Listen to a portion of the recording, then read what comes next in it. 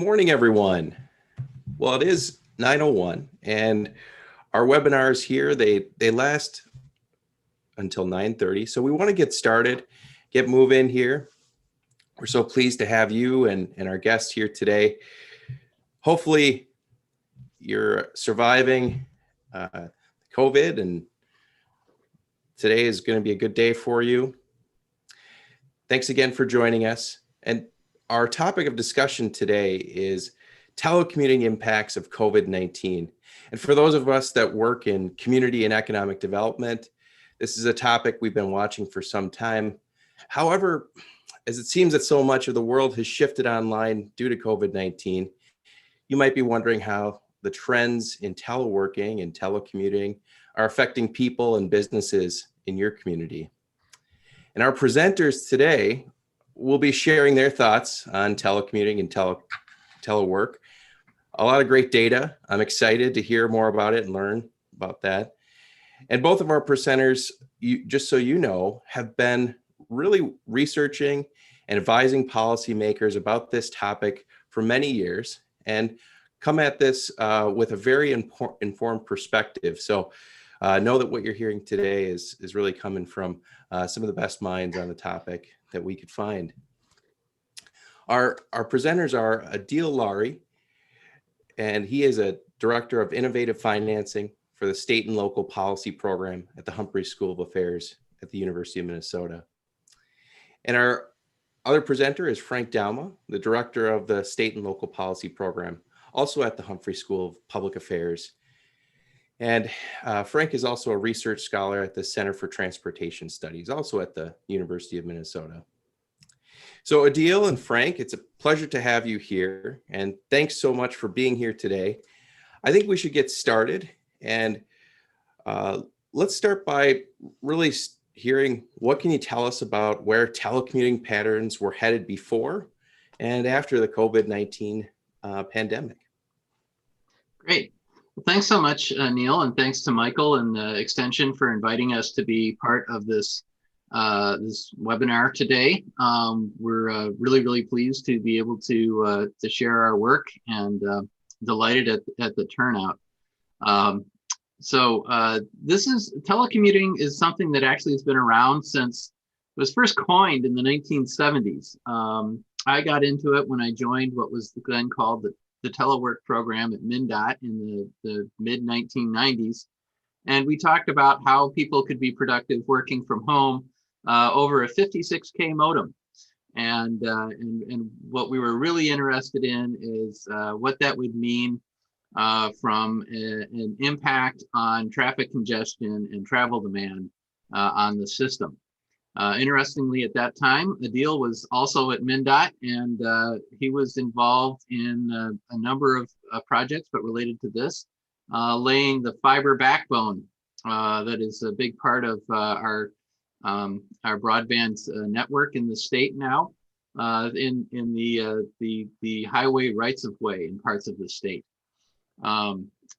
As we turned the millennium, technology continued to evolve. The way we got to work didn't change so much, but a number of initiatives had been taking place, and Adil is going to talk about a significant one of those to get started, called eWorkplace, and then we'll move on to how suddenly everybody who could discovered that telecommuting was possible due to technology and public health concerns.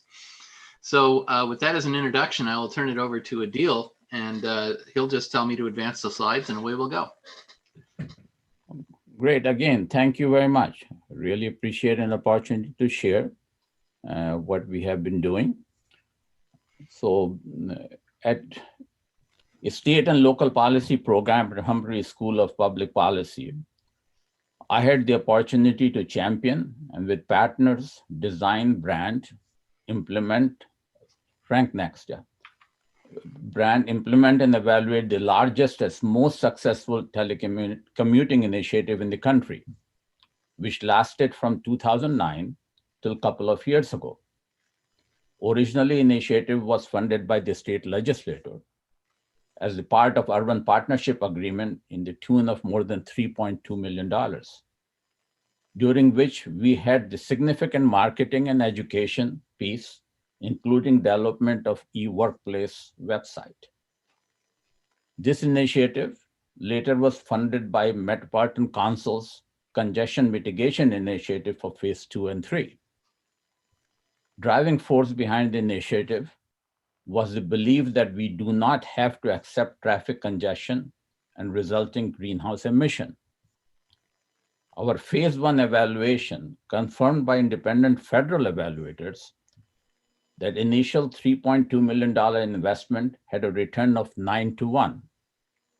Not many transportation investment have such a high return. It seems Met Council must have known that COVID-19 was coming, as they did not fund our initiative a couple of years ago. Just kidding. We have continued to keep our website alive and study telecommuting.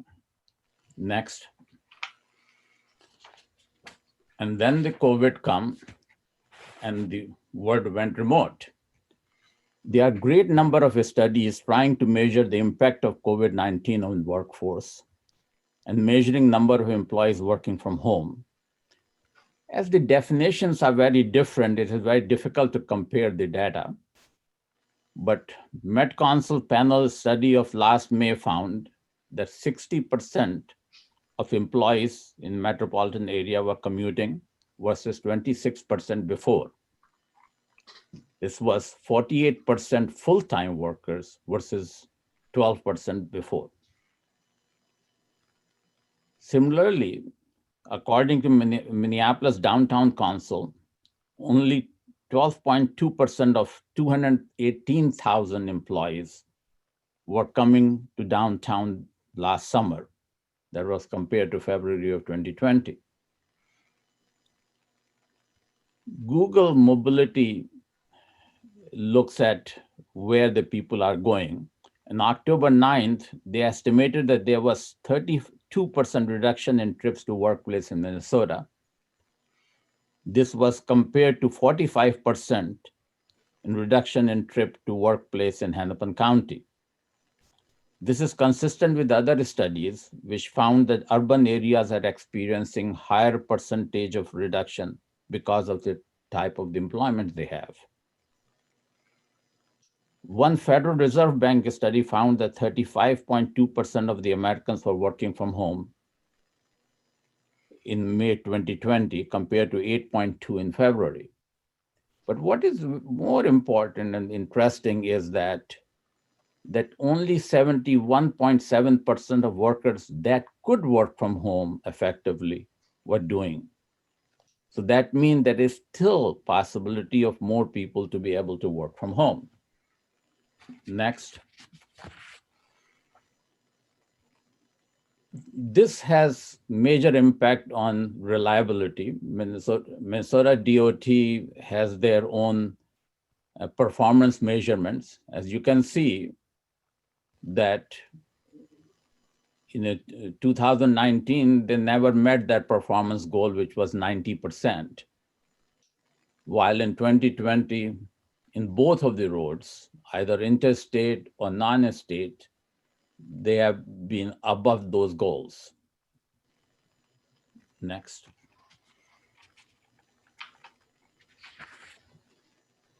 That's other thing was interesting. The traffic volume mostly composed of commuting and discretionary trips. So COVID-19 reduced commuting trips due to work from home as well as unemployment. Michael Acano, he was our research assistant some time ago and now at MnDOT, has tried to calculate the effect of unemployment out of the traffic counts by districts. According to his calculation, Minnesota District 1 and 2, which are northern districts, experience increase in net volumes, while Metro District and the District A, which is in the southwest, experience reduction in travel due to reduction caused by reduction in employment. I believe it reflects significant increase in telecommuting in those two districts. Next. While total VMT has reduced, I'm sure you guys know that or must have noticed that heavy commercial volume has increased. Must be all the shopping from home. Next. Well, working from home is not for everyone. There's a difference between workers who can work from home by race. Hispanic and Black workers have much lower percentage of jobs which can be done from home, according to Bureau of Labor Statistics. For Asian and white, it is more than 30%, while for Blacks and Hispanic, it is below 20%. Similarly, educational attainment of the worker has significant impact on their ability to work from home. Less than high school, only 4.2, which is more than 11% for the people who have bachelor degree or higher. And probably most of us who are listening to this webinar. There's also a gender difference. According to census, women working full-time year-round are more likely to have a bachelor degree than men, 41.7% to 36.6%, especially workers under age 60. And women hold jobs which can be done at home at higher percentage than men. Women, however, during COVID-19 are dropping out of workforce at higher percentage. It is attributed to reasons like caregiving to elders, child care availability, remote learning of the kids, and believe me not, low priority for workplace at home. Men, kids, and then women in the family get the prime space to work. Well, something never change. Next. But this recession is very different. Current recession is quite different than previous recession of 1990, 2001, and 2008, which impacted the top 25% income earner at the same as the bottom 25% income earner. During this recession, the top 25% whose jobs can be done remotely have bounced back nicely, but bottom 25% working at restaurants, hotels, theme parks, etc., have experienced job losses of more than 20%. Next. So, is this a new normal or not? Nobody knows for sure.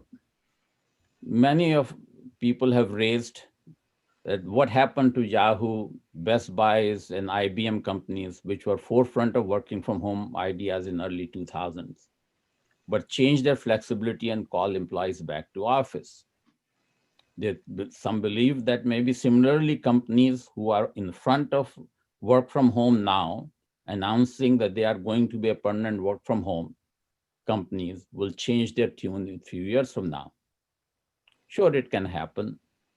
But remember, Yahoo, Best Buy, and IBM were facing existential challenges at that time and have brought in new CEOs to save their own companies.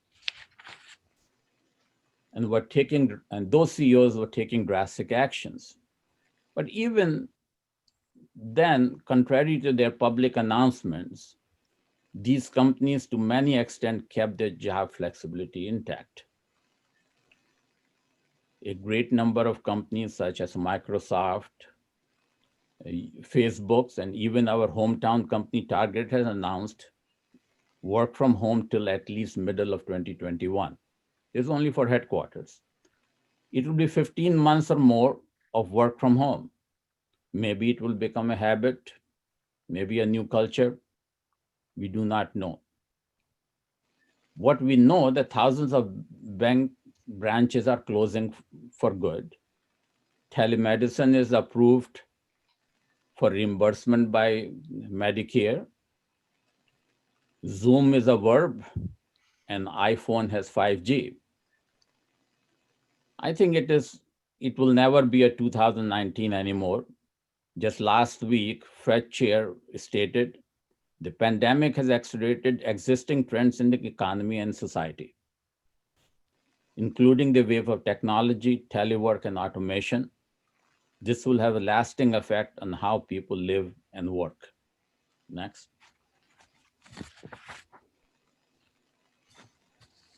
It is said, never let a crisis go to waste. System and people have the ability to adapt when they are faced with crisis. These changes, however, are rather short-term, and there are tendencies to revert to status quo when the crisis is over. Disruption, however, provides the window of opportunity to elicit sustainable changes to the system if thoughtful nudges are implemented. Transportation history tells us that the government is very reluctant to and faces strong pressure to restore the status quo. After I-35W bridge collapse and loss of incredibly significant highway capacities, drivers quickly adapted to alternate routes. After the replacement bridge with a larger capacity opened in 14 months, most of the traffic resumed. Things were, however, different during and after 1973 oil embargo. I don't know, many of you know that. I started my career at that time in transportation. That embargo lasted for only 6 months, but the effects were rather long-term. Vehicle efficiency effort started, resulting in CAFE standards, which continue to this day. Speed limits were reduced to 55 miles per hour on the interstate, which lasted till 1995. And nationwide carpooling and van pooling was encouraged. This resulted in a reduction in per capita fatalities, highest in the history of the United States, between 73 and 74. And gas consumption were reduced and air quality was improved. I believe that if we want to sustain the transportation and environmental gains caused by COVID-19 crisis, we need to study what changes are happening and understand which of these changes are sustainable. We need to partner with and encourage those individuals and organizations which are already thinking about making long-term changes. We have to strategize how we can encourage others less inclined to make those changes. We have already seen that low-income minority communities of women are disproportionately negatively impacted as they have less ability to change or have limited transportation options. We need to develop policy options so that we do not leave anyone behind and create an even wider gap between have and have not. Frank? Thanks, Adil. There was a lot in there, but we wanted to keep this on a high level to begin to generate conversation. I think we're only at the beginning of what are the options, the innovations that we can do at an individual level, at a local level, and at a state and federal level to take advantage of some of the opportunities, innovations that have taken place since the beginning of the pandemic that we'd like to retain. But we also need to consider how are we going to address some of these impacts that Adil also mentioned that are showing that not everyone is receiving these benefits on the same level. And in particular, some of those demographic groups that have struggled in the past are continuing to do so, and possibly on a greater scale. So while we're happy to have Neil engage with Q&A with us, also I would encourage folks, if they've got ideas, and I see that Birgit Tuck has already put an answer in there. We would love to see comments put into the chat about your ideas as well. So I'll turn it over to Neil to moderate the discussion, and look forward to hearing from everyone. Yeah, so people go ahead and feel free to throw in your thoughts or questions into the chat while we're waiting. And Here we are. Seeing that we do have folks joining us from all over the state, and just what are your thoughts on how maybe the smaller communities, regional centers, or maybe the bigger metro centers of the community, how will these patterns continue to play out in those places? Are there opportunities that maybe some of us in the smaller communities might be able to take advantage of, or vice versa for the larger communities? Well, I can take, I've been seeing it, and actually very interesting. I was reading the other day, then in Hawaii, they are encouraging people to move there as they can work from home. So a lot of people from West Coast are just going there to enjoy the weather, but at the same time can work. So I think that similarly, in greater Minnesota, there's an opportunity for people to encourage the others from metropolitan area to come and stay there. Yeah, I would agree. And one thing that did not completely happen, is just about everyone on this call probably knows, in spite of the efforts in the 1990s to put in that fiber backbone, is that we don't all have the same access to the same high-speed internet throughout the state. I see that Brigitte does point out that she's able to work from home and able to therefore be more active in her own community, instead of having to do a long commute to a larger population area.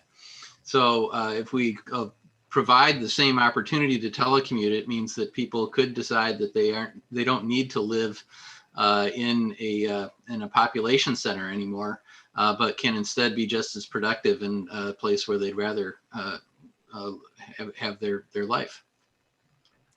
Great. Thanks. I see there's a question here, and maybe you both have some thoughts on this, about the tax disadvantages or advantages of companies providing equipment. How does that work? If you're a teleworker or a telecommuter, and does your company provide the equipment? Should they? What are the tax implications for that, if you have any thoughts? Well, it's my understanding, and it's been a fair while since I've looked at the tax law, that the idea of a tax write-off for office equipment is really if you are in business for yourself. So I think, as the comment suggests, that one incentive could be to broaden that tax incentive, so that if you are working from home, even if you are working for someone else, to be able to have or to be able to help pay for proper office equipment, and maybe the broadband connection, and get a tax a deduction for that, would be one way to help incentivize people to continue to work from home. That's a significant question, I think, that employers need to examine for the long term, is if there are advantages of having their employees not in the office every day. How are they going to ensure that they are making sure that those office setups are good quality, long-term places to work? Yeah, my son worked for Target, and Target has given them certain amount of money to be able to work from home. My understanding with the tax law is, I'm not an accountant, is that if they are giving the money for their own purpose, for their own good, if the employees can work from home, and it is their business interest, then it will not be considered as an income. But otherwise, if they are giving it for the benefit of the employee, then it will be considered an income to the employee. Mm-hmm. We have quite a few questions in the chat box, and just want to try to pull out a few, but I encourage you, Adil and Frank, to take a look and see if there are some that really fit that you'd like to respond to. We do have several folks just really sharing their story about how telework and telecommuting are affecting them and some of their motivations for it. And then we have a question about from Joyce about the disruption in additional working class, lower income employment if people migrate to home. For example, the need for custodial services and building maintenance could be deeply affected. So I would imagine that that's something that has not been a new idea, as as you both have studied this issue for many years, what will we do with all this office space and all the maintenance that is required to keep it up if more people are teleworking? And I'd just like to hear any of your thoughts or reactions to some of those ideas. There's a disruption. That's one, sure. And there's a lot of jobs will disappear because of this. And like I was saying, that the banks are closing, branches are closing. And so the jobs are losing, all the tellers and everything else. But what we have learned over the history, that when the technology changes, there's certain jobs disappear, but there are a lot of other jobs appear. So the biggest issue is the retraining. We need to have a strong initiative for retraining the employees and the people who are losing the job.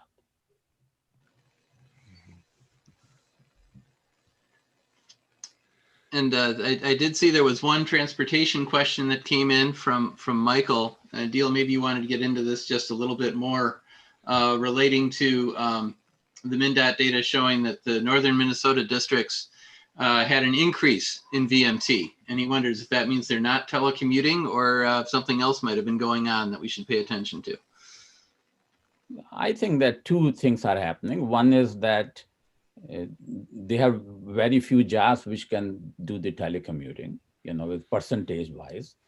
The second is people are traveling there, getting away from metropolitan area.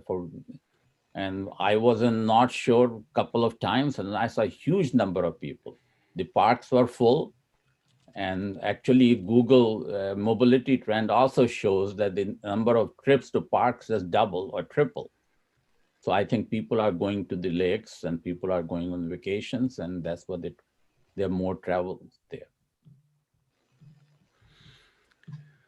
Well, it looks like we are approaching the 9:30 hour. And I know this is such a big topic that we all would have liked to spend many more hours discussing it and learning about all the data that's available, about the insights that you both have.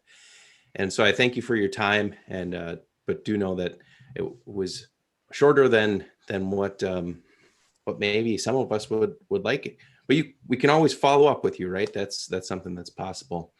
For my part, I just want to mention a few things. First, in the chat box, you'll find a Qualtrics evaluation, and there's a link, and that evaluation is really what helps us understand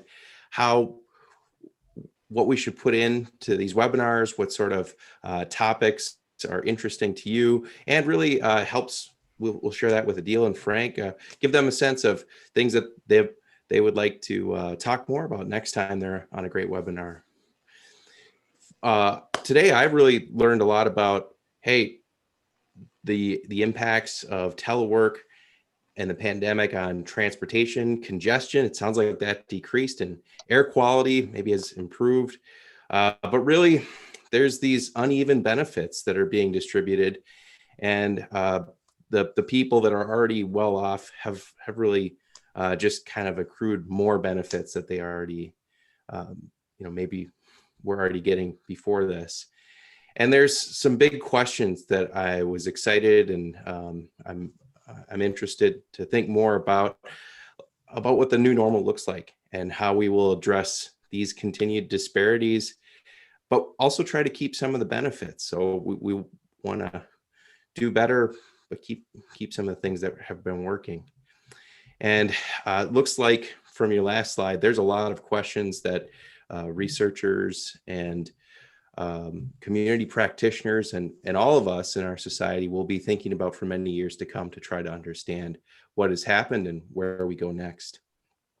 So I want to thank everyone for joining us today. As is our practice here, we end at 9:30, but then we stay on for a few minutes for anyone that has additional questions or things that they want to chat with us about. So this is the end of our recorded and formal presentation, and we'll stick around for a few more minutes to visit with anyone who'd like to chat more.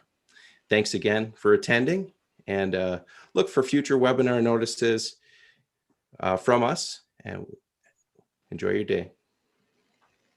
Thank you. I'll be happy to answer any questions you may have, and really appreciate an opportunity to speak to the group.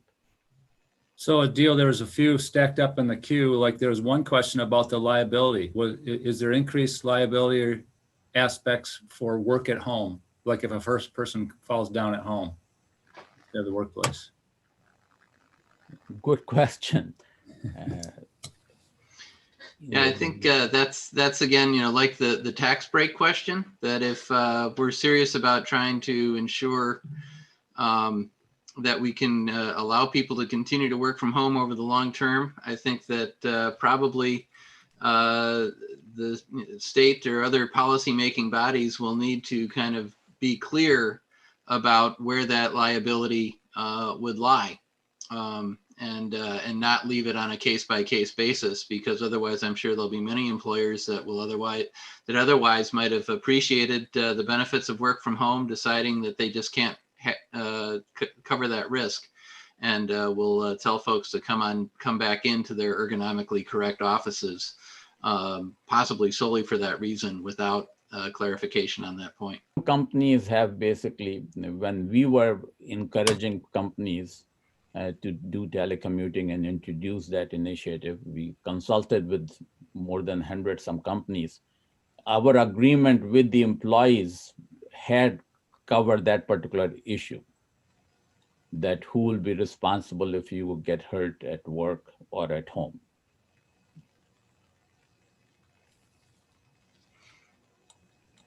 Yeah, I think, absent a policy change, that is probably something that employers should consider strongly in terms of making telecommuting long-term, is getting some written agreement between the employers and the employees as to how the arrangement will continue.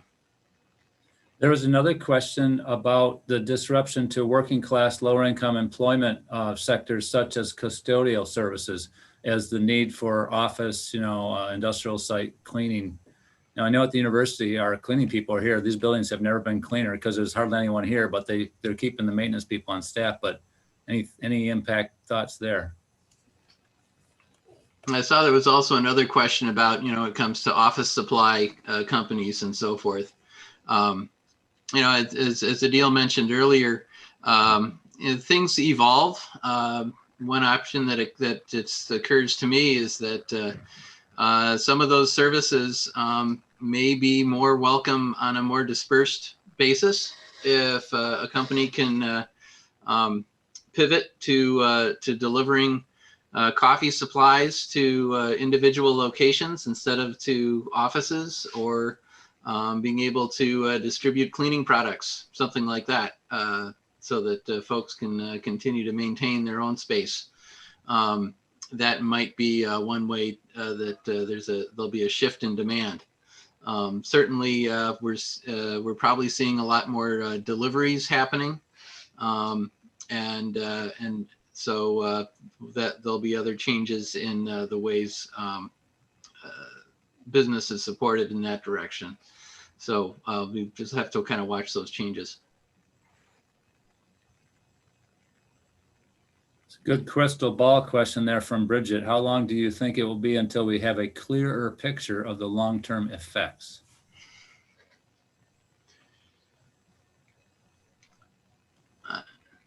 I don't think that will be a switch turned one day or the other. It is a gradual movement, and like anything else, I'm sure some companies will start going back to work first, and then slowly it will happen, and we will know over the time. Yeah, I think absent another major shock to the system like the pandemic, will probably take a couple years for behaviors to settle into a new pattern, as folks try to figure out what works when they can actually make the choice instead of being told what to do. We're at the Humphrey School just beginning to initiate the conversation about, well, we had to do a lot of steps and we had to make decisions very quickly, and we did the best we could when we decided that we were not going to work in the office. But the decision to move back into the office and how we will relate to each other again on a personal level, and when we do that and how we do that are as significant questions. So we may have a little bit longer time frame for being able to try to develop answers to that, but I think it will take some. Those are big decisions that need to be considered, if employers or employees believe that it'll be like flipping a switch and let us go back to the office as they did in March or February of 2020, they'll be in for a little bit of re-entry shock that we need to consider and be prepared for, so that folks can continue their level of productivity, even though life will have changed. And I think it also depends upon what the government do as well. If we do some incentives and nudges and all that in our public policy, it will go a long way.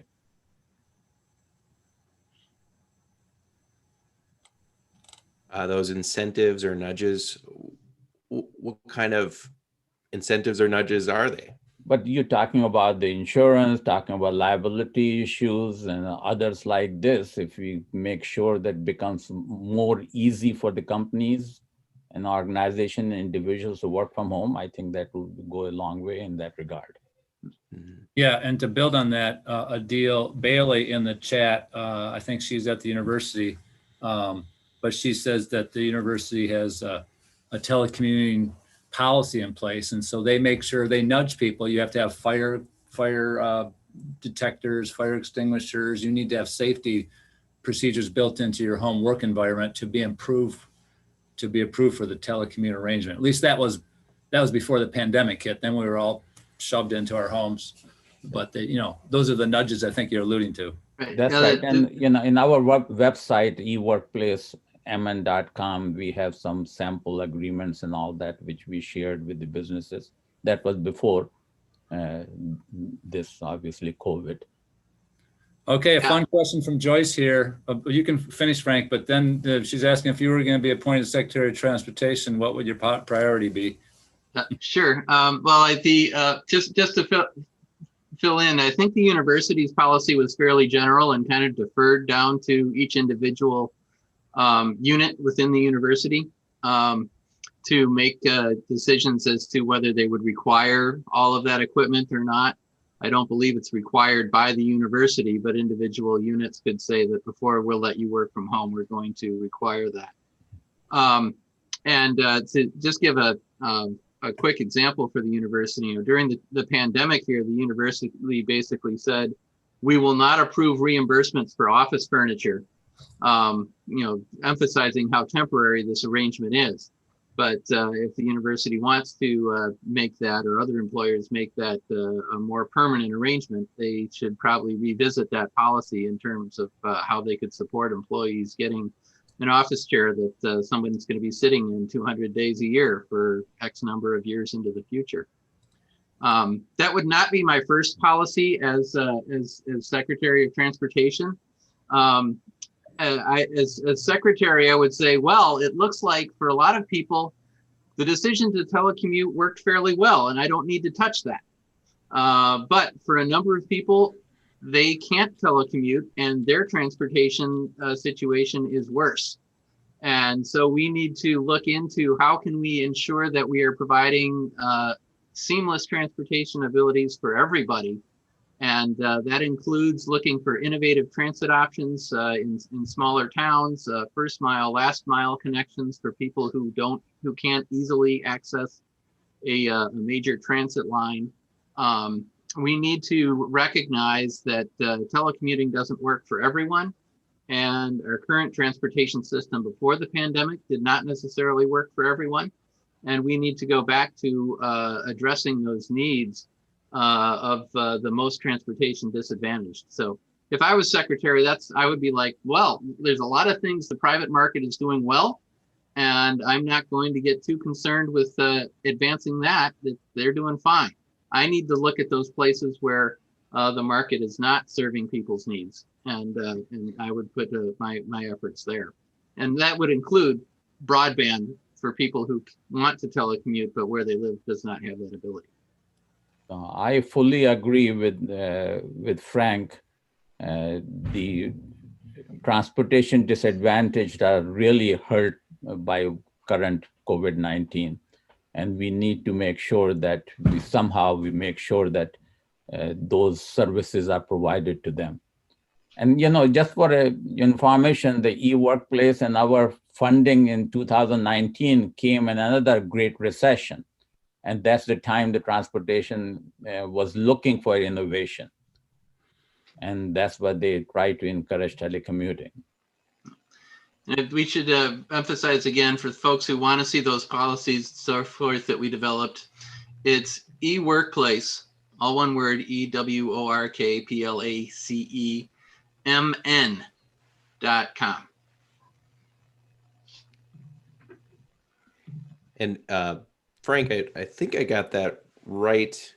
Yeah. Is the link in the chat correct? That's right. It is right. Okay. Very good. Yeah, you can have the dash or you cannot have the dash. They both go to the same place. Okay. All right. That's good. And I just want to throw in here, way up high in the chat, our friend Susan Odom from Southern Illinois, from Extension in Southern Illinois, pointing out the kind of the strong linkage, as you alluded to, Adil and Frank, about between broadband connectivity and this ability to telecommute. I would hope that Secretary of Transportation will be working closely with the broadband people, whoever they are. Frank talked about our initiative we call Connecting Minnesota. I headed that when I was DOT in 1990s to build a broadband all over the state. And the interesting thing is that all the legacy companies opposed that initiative. 25 years ago, they told the legislature and anybody and went to FCC that they are going to provide. There's no need for another initiative to bring broadband to the greater Minnesota. We are 25 years since, and it has not happened.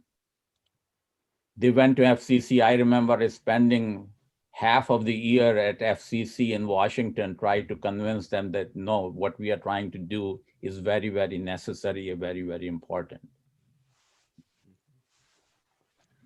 So yeah, you cannot rely on legacy companies to provide this. The government has to be, and my personal opinion is not to give the money to legacy company, give to the new initiatives, new companies who are able to bring some more innovation in providing the broadband. And telecommuting, we're in the policy school, so I get excited about policy opportunities, but it is one of those where it's an opportunity for government innovation as well, because what we're talking about here is not just transportation. This affects economic development.